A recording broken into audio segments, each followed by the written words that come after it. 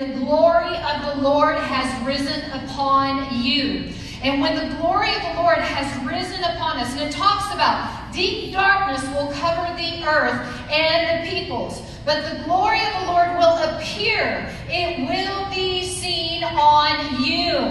And we are glory carriers. And what God is doing is awakening us to that realm, that atmosphere of the glory that has been deposited in us.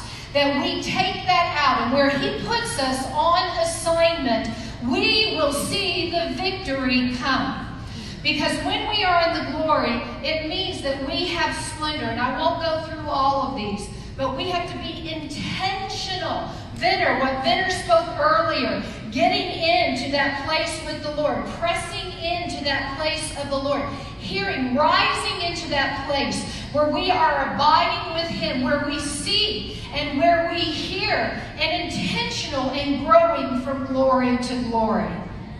So there's a splendor that comes, that He releases to us. There's honor. There is favor. There is wealth. We're talking about the transfer of wealth. To see that transfer of wealth come, we're going to be the glory carriers to get the strategies from the kingdom of God in that glory realm, and He will show us how to bring breakthrough to see the wealth released. There are thrones that are sitting over the wealth that God is looking and saying, who are going to be the apostolic, prophetic people to see and hear in the glory realm, to be able to take it out and stand and to see those structures broken.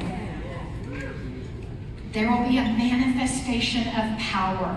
There will be glorious presence. Now, guys, when we're in this place, something happens to us. It's like what Vinner says. We begin to see and we begin to hear from His kingdom perspective. And we are filled with the glory. We're enveloped with the glory. We're surrounded with the glory. And then something rises up in us, and we become men and women who rule with Him and govern with Him to see breakthrough and transformation come. So when He sends us out on an assignment, when we are anointed in that glory realm, we will see victory and breakthrough realized in the land. The earth shall be filled with the knowledge of the glory of the Lord. So I'm going to, how many of you heard this and in the body of Christ? I get asked this, Chuck, I get asked this where I go and speak. People will come up to me and they will say, are you a lover or are you a warrior? Like I have to choose. And my response is, I'm not either or. I'm both and. And I said, Lord, how am I going to address this with the next generation? Because they just want to either be a lover or you can't be both.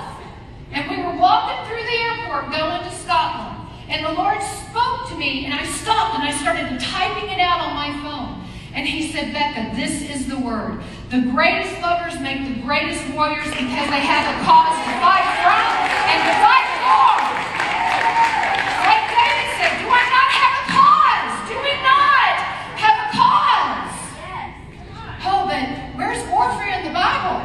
Well, let's go back just real quick. We're going to go through 3 examples, and I'm going to pray over you. I'm going to give you a word that the Lord gave me this week in an example, and then I'm going to pray over you.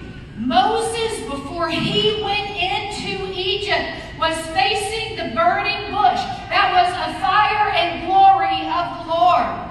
And when He said, go and let my people, deliver my people, He Himself taught Moses in that glory, face-to-face encounter, how to defeat the occult structure of Pharaoh.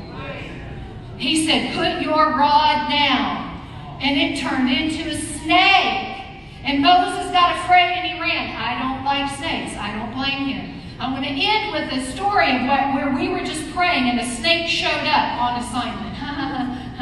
It no longer is around. Anyway, but it turned into a snake, and Moses steps back. And the snake was what was worn on Pharaoh's crown. It represented the whole structure. And he said, now come back and pick it up by the tail. And he did, and it turned back into the rod. And he goes, that's how they're going to know that I have sent you, your people. Then when he and Aaron goes, it goes later, and he tells them, he says, when Pharaoh says, do a miracle to prove your authority, put your rod down. And he did, and it turned into a snake.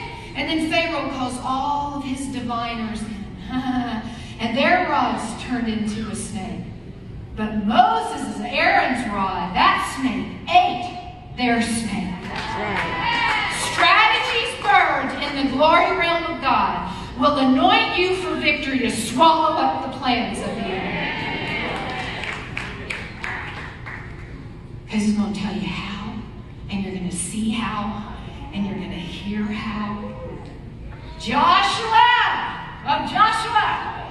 in the wilderness for 40 years, Moses went into the tent of meeting, and that glory cloud would cover that tent of meeting. Moses had to go back out after meeting with the Lord face to face to run, the nation of Israel. Joshua was in that tent of meeting, face to face, in the glory with the Lord for 40 years. When it came time for him to possess that land, he didn't hesitate, because he knew in that glory realm, face to face with the Lord, you have been anointed to contend and to possess the land